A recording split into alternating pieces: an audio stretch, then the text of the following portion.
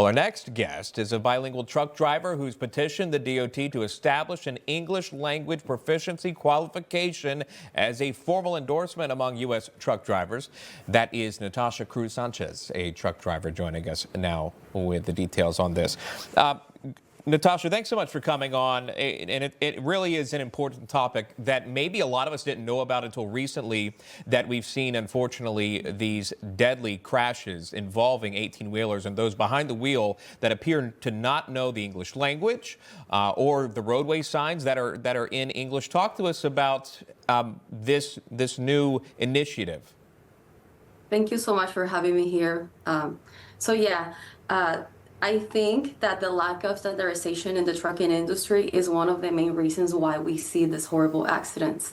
I do think that people need to understand that when we ask you to speak English, it goes more in terms of comprehension. I believe that having a formal endorsement will definitely set the bar higher for prospective and current drivers to be able to comply with the federal regulation, This law exists since 1936, right? So this is nothing new, but how do we know that that person is able to comprehend whatever they're reading? And I think when people don't understand what they're reading, they don't understand a road sign, that becomes a safety issue, and we should be taking this safety issue very serious. Absolutely. Let's dive into the letter that you sent. It reads in part, quote, "The purpose of this proposal is to establish a transparent and constructive dialogue between truck drivers for whom English is a second language. Such a reform would enhance legal clarity, uphold safety standards, and promote fair and equal treatment for all commercial drivers." Natasha, can you walk us through your own story and journey of becoming a trucker? I mean, obviously, you have to become familiar with not only the language, but also the rules of the road. Yeah, so the journey, thank you for asking, is very interesting. Before me joining the trucking industry, I was working in the coffee industry. And during COVID, I used to be the person receiving truck drivers in the warehouse.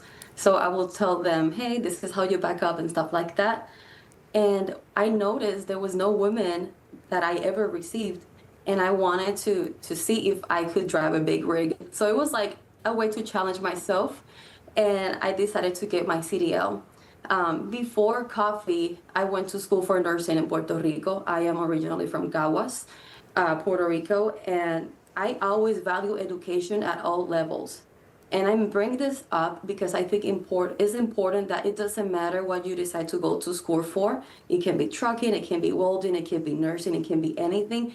It's very important to understand your role within the industry that you're working and the amount of responsibility that that role carries. And I feel, and this is from my experience in trucking school, I don't think people understand how important it is to be mindful when you're driving an 80,000-pound vehicle. I think that more training and higher standards will definitely reduce crashes.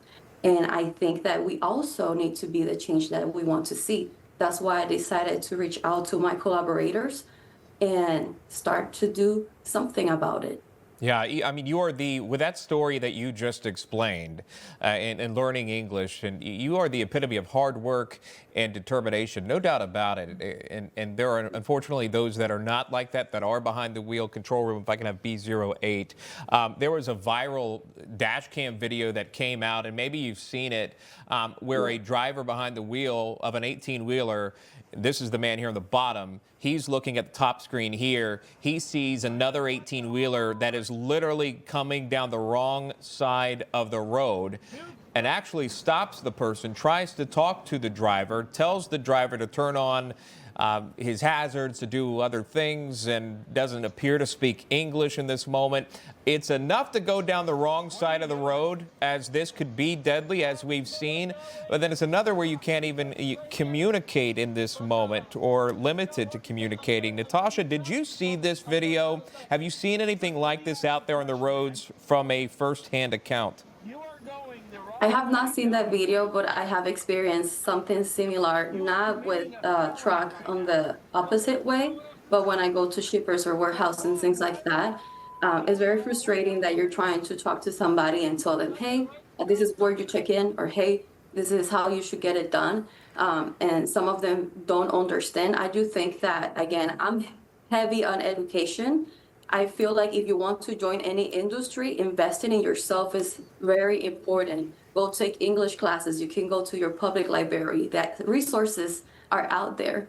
But if you don't have the initiative to put yourself out there and make sure that you can do your job the best possible way, keeping safety as the #1 priority, then that's the problem.